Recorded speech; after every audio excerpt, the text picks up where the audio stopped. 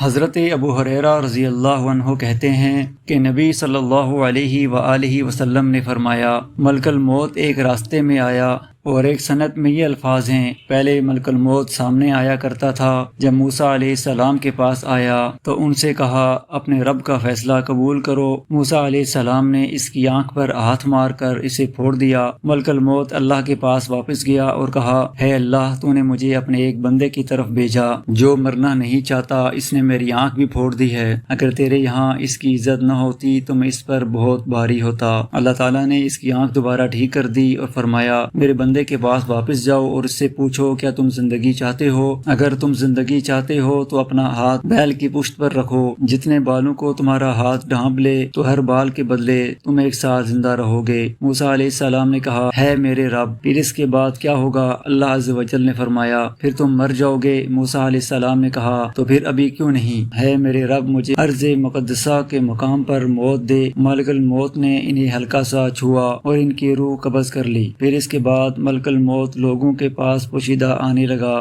رسول اللہ صلی اللہ علیہ وآلہ وسلم نے فرمایا، واللہ اگر میں اس کے پاس ہوتا تو تمہیں اس کی قبر دکھاتا، سرخ ٹیلے کے پاس راستے میں، اور ایک روایت میں ہے کہ سرخ ٹیلے کے نیچے۔ حضرت ابو امامہ رضی اللہ عنہ سے مروی ہے، 3 آدمی ایسے ہیں جن کے فرض و نفل اللہ تعالیٰ قبول نہیں کرے گا، والدین کا نافرمان، احسان جتلانے والا، تقدیر کو جھٹلانے والا۔ حضرت انس بن مالک رضی اللہ عنہ سے مروی ہے کہ رسول اللہ صلی اللہ علیہ وآلہ وسلم نے فرمایا، جس شخص میں یہ 3 عادتیں ہوں گی وہ ایمان کی مٹھاس چکھ لے گا، اللہ اور اس کا رسول اسے سب سے زیادہ محبوب ہو، اللہ کے لیے محبت کرے اور اللہ کے لیے نفرت کرے، اور یہ کہ ایک بڑی آگ جلائی جائے اور وہ اس میں کودے، یہ کام اسے شرک کرنے سے زیادہ پیارا ہو۔